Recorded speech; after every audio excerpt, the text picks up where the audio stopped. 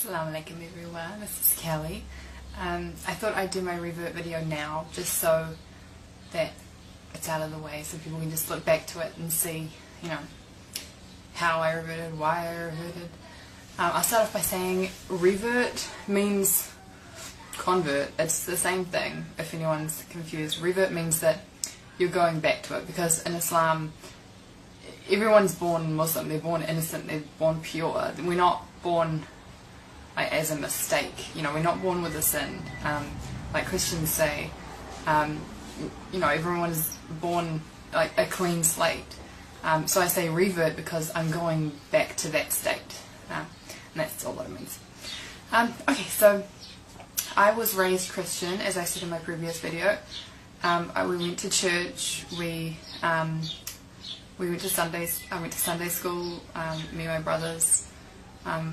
I had a normal family life. I had a mum, a dad, 3 brothers, and things were pretty normal.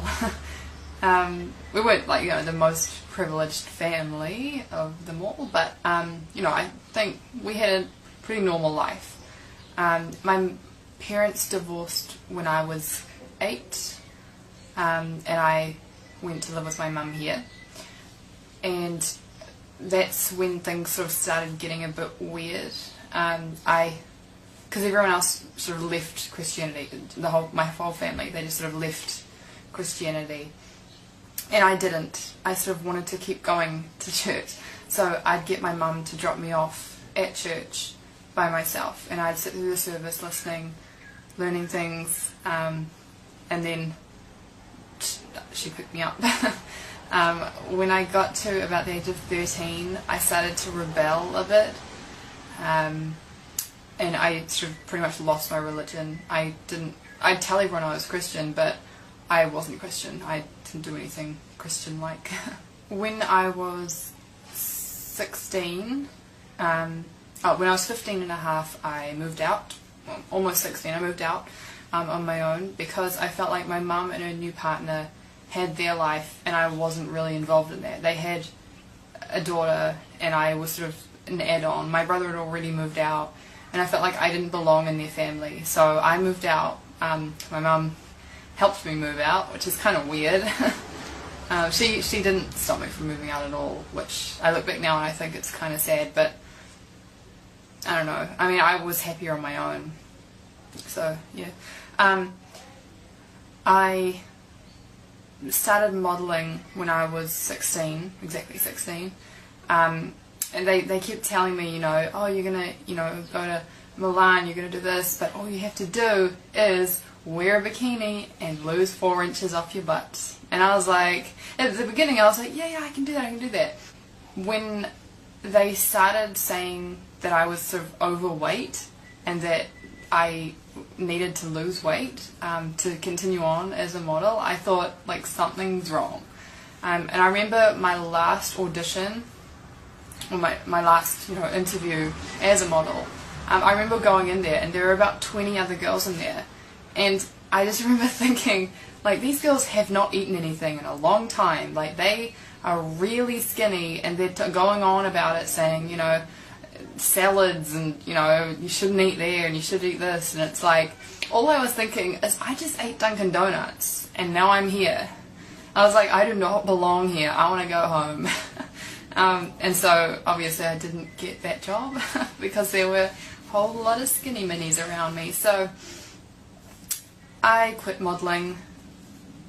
I don't think it was because of Islam. I think it was just more of me as a woman knowing my limit, because there was no limit with modelling.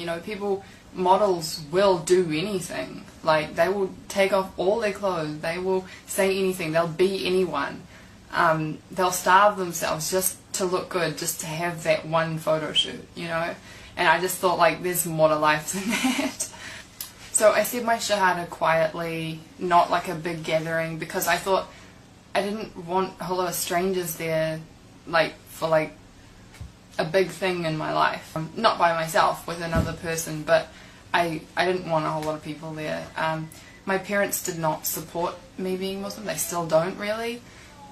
My mum puts up with it sometimes. she sometimes goes out of her way to like sort of put me down. She tells her, like, if she sees someone that we used to know that didn't know I was Muslim, she wants to tell them I'm Muslim to get a reaction out of them, for them to laugh or for them to say something insulting or something. When I was in my last year of high school, actually I had one more year, but I left after that year, I met some new friends. I made new friends in that year because I saw that my old friends were like going downhill a bit. They'd been partying and not studying and like that, and so their life was leading nowhere, and I didn't really want to be a part of that. So I made new friends. A few of them were Muslim. I didn't know that. I didn't, become friends with them because they were Muslim. They were just Muslim. Guys and girls, not just one. And I remember asking one time, I was texting my friend, and he said, "Can't text, I'm at mosque." And I was like, "What's this magical place you can't text in?" And he didn't, like, try and convert me in the text. He just said, "I'm at mosque, can't text." And I just thought it was like, it was so opposite to what you hear about Muslims on like TV, because I grew up in like New Zealand, it's a Western country, and I automatically had this negative view on Muslims, and I was so wrong. I thought they were all bad people. I thought they all hated everyone, but they really don't, and I liked how when Muslims talk to each other, it's like salam brother, salam sister. It's really nice. I like that. It's like respect in Islam, and you don't see that in anything else.